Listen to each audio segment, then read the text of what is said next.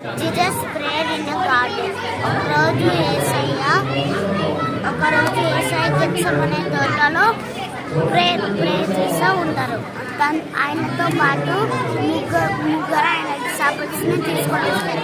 ఒక ఆయన పేరు పేతురు, యోహాను, ఇంకా యాకోబు. వాళ్ళ ముగ్గురిని తీసుకొచ్చిన తర్వాత యేసయ్య ఏం చేస్తారంటే ఆయన ప్రేయర్ చేస్తూ ఉంటారు. వాళ్ళకి ఆయన చెప్తారు, మీరు ప్రార్థన చేయాలని చెప్పి వెళ్తారు. అయితే వీళ్ళు అలా వినకుండా వాళ్ళు గెత్సెమనే తోట ఎంట్రన్స్లో పండుకుంటారు. అయితే పండుకున్న తర్వాత జీసస్ గురించి ప్రేయర్ చేసి మళ్ళీ వచ్చి మీరు సోదరులో జీసస్ ప్రేయర్ చేస్తూ ఉంటారు. యేసయ్య ఈ గిన్నె నా యొద్ద నుంచి తొలగియమని చేస్తారు. అయితే తండ్రితో ఆయన ప్రార్థన చేస్తూ ఉంటారు. అయితే మళ్ళీ ఆయన వచ్చి వాళ్ళని సోదరులోకి పడకుండా మీరు ప్రార్థన చేయమని చెప్తే వాళ్ళు చేయకుండా మళ్ళీ పండుకుంటారు. అయితే పండుకున్న తర్వాత జీసస్ మళ్ళీ వస్తారు.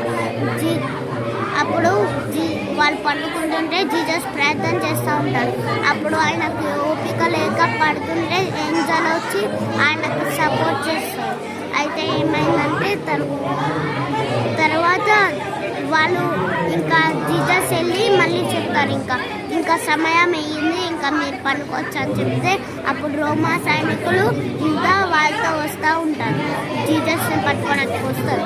అయితే జీసస్ అంటాడు, అప్పుడు మీరు పొద్దున్నే నన్ను పట్టుకోవచ్చు కదా, ఇప్పుడు ఎందుకు చేశారు అని అడుగుతారు జీసస్. వాళ్ళు ఏం చెప్పారు రోమా సైనికులు.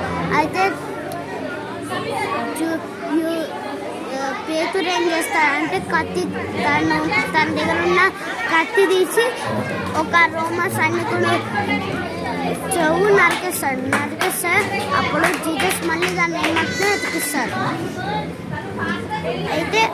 అయితే వాళ్ళు జీసస్ని పట్టుకొని మళ్ళీ వెళ్తారు.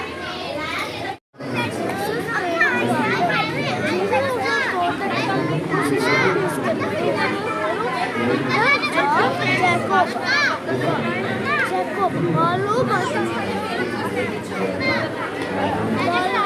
యేసయ్య ప్రేయర్ చేసుకుంటూ వాళ్ళు కొనుక్కుంటారు.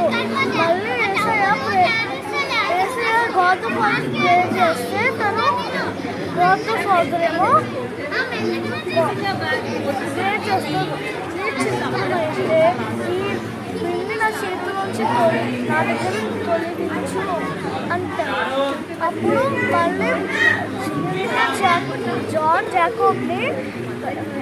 జాకోబ్ని ప్రేయర్ చేసుకోమంటే పడుకుంటారు. మళ్ళీ గాడ్తో ఫాదర్ ప్రేయర్ చేస్తే పేతుర్ని పంపిస్తాడు యేసయ్య. ఇప్పుడు వాళ్ళ దగ్గరికి వెళ్ళి పీటర్, జాన్, జాకోబ్ని చెప్తుంది, ఇప్పుడు టైం అయిపోయింది పడుకోమంటే అంటారు.